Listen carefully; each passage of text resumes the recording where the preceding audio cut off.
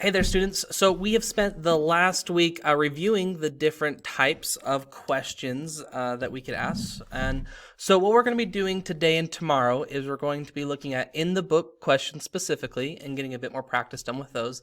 And then we'll be doing in my head questions specifically with practice with both of those. Thursday, we will spend kind of doing a big review of all four of them at once, and then Friday you'll have a quiz for it. So that's kind of where we're headed the rest of the week.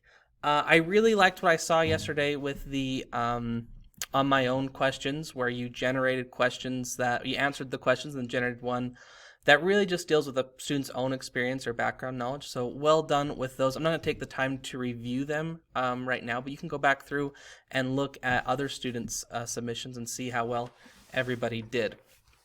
So just remember, when we have questions where the answer is found primarily in the book, they can take two forms. They can take right there question, they can take a right there sort of type, where there is one specific correct answer, and that answer is a specific detail in the book.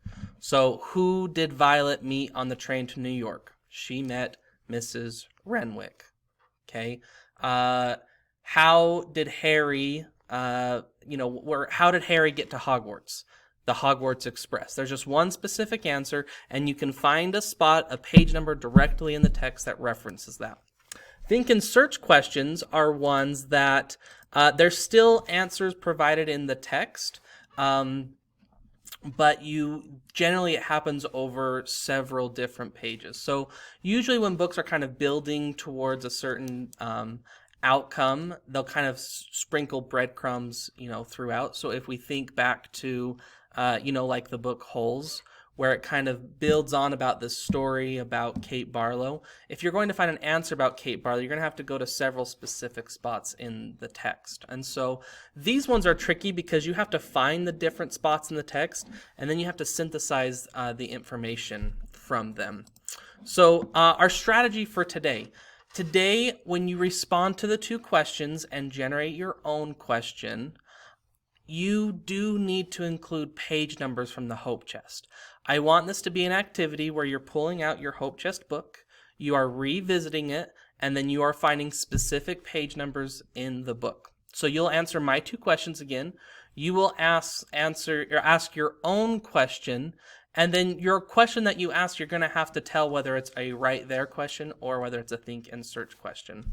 So again, for right there questions, you find the specific spot in the text that supports your answer.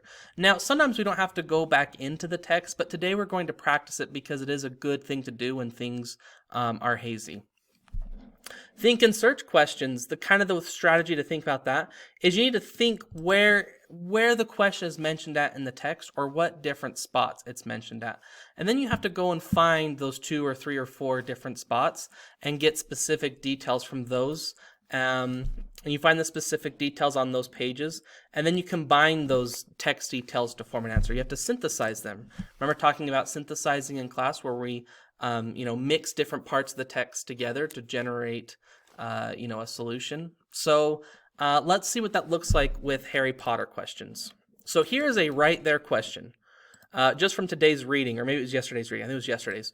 Who is jinxing Harry's broom during the Quidditch game? I don't have to look across multiple pages to find that. There is one specific spot in the text where that is found. So the answer to that question is Snape.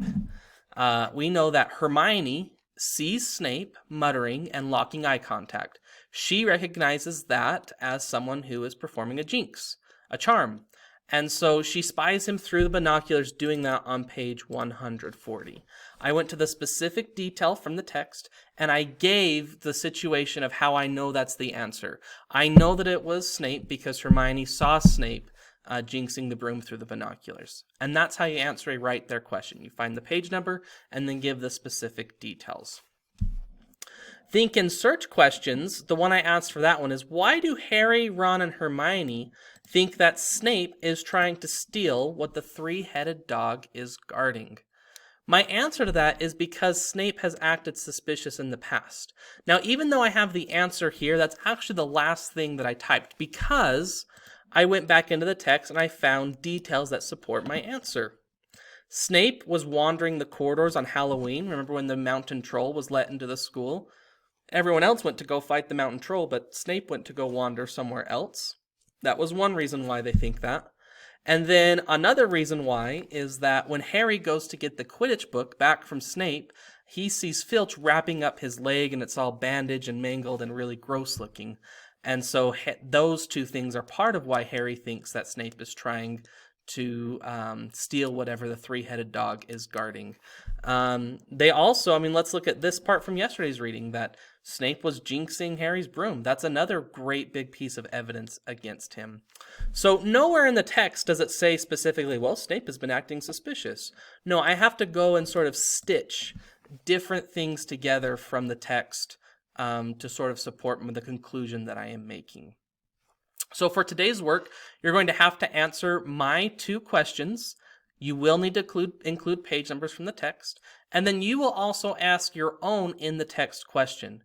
You'll have to tell us whether it's a right there question or whether it's a think and search question, and you'll also need to provide, and then you'll also, you can respond to other students' questions that they ask as well with page numbers. So thank you so much for watching and keep up the good work. Bye-bye.